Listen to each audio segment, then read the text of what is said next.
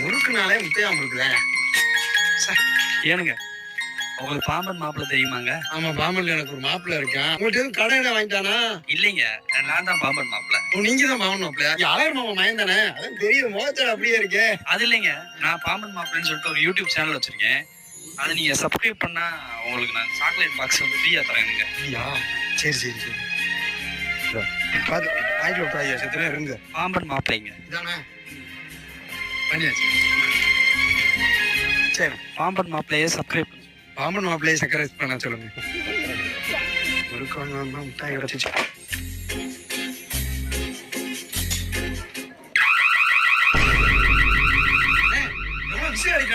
என்னன்னு பாருங்க. கொண்டு முடியா கொண்டு வாங்க.